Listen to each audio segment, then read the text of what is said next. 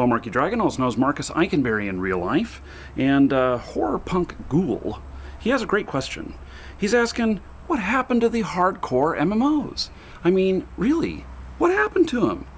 You know, and when we think about hardcore, we think of things like Ultima Online and EverQuest, maybe Dark Age of Camelot, and you know, some of these earlier games which were a lot more hardcore. And then WoW came along. And WoW, you know, while it's been really popular, is a much softer version of an MMO.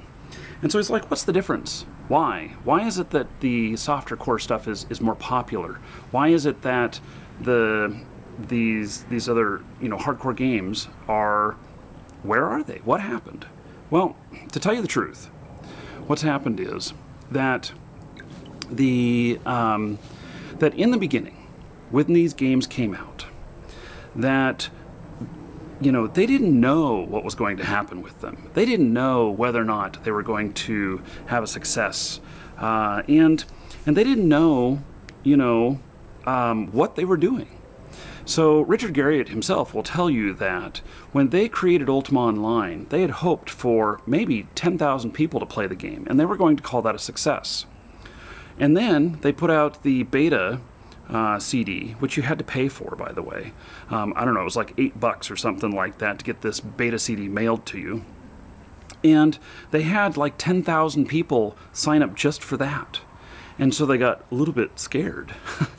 And then when they released the game, it actually, what happened is that there were so many people trying to get into the game that they grew. I don't know how big they got, whether they hit the 200,000 mark, but I know they definitely went over the 100,000 mark. And they had to keep adding on more and more servers. It was totally unexpected. They didn't know that it was going to be so popular. Now, the game was hardcore because they didn't know what they were doing. And while that may have been really great for the players, on a business sense, it's kind of a different thing. So in the business world, what you want to do is you want to have the most mass market appeal as possible. And so that means that when you produce something, you want as much of the population to look at it, understand it, and enjoy it, and need it.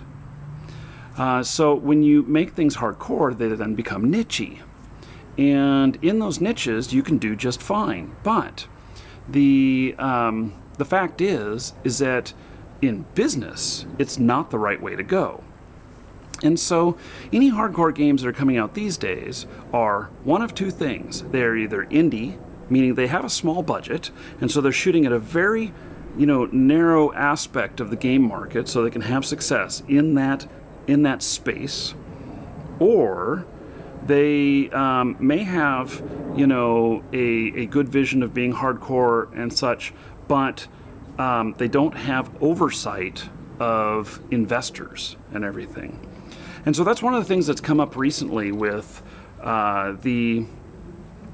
you know, we all know about these games that are put out too early, and it's because the board of directors or whatever, whoever, you know, of the game companies says, this has got to go out now. We're losing money. Every day we spend polishing this more is just wasted money.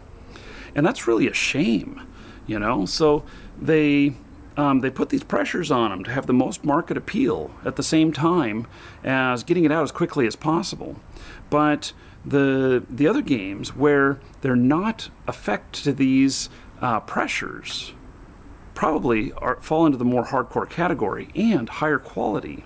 At least quality of experience. Now, like the gameplay experience, the experience, you know, of, you know, maybe the graphics won't be quite as good, maybe some other things will be kind of rough, but the game will just excite you more, feel better.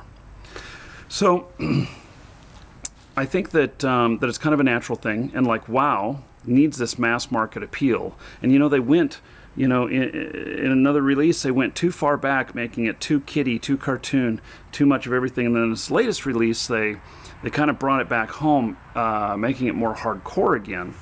But even with that said, my wife, within a week, reached the top level again. And it's kind of crazy. You know, I myself like character development.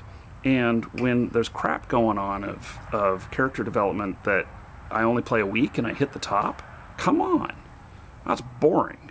But for the more casual players, maybe that's needed to hold their attention.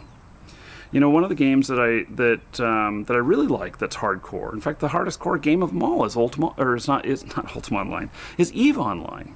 And EVE has really held my attention, but it is at the same time one of the hardest games to get into. And so this is what I'm talking about here.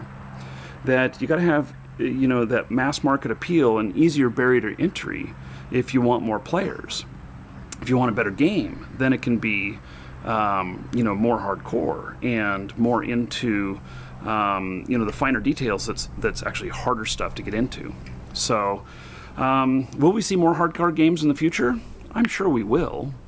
Will, you know, there be a lot more of the lower barrier to entry games? Yes, that's where it's going to be. So that's pretty much it. Hope that answers your question. I'm Marky Dragon. Take care.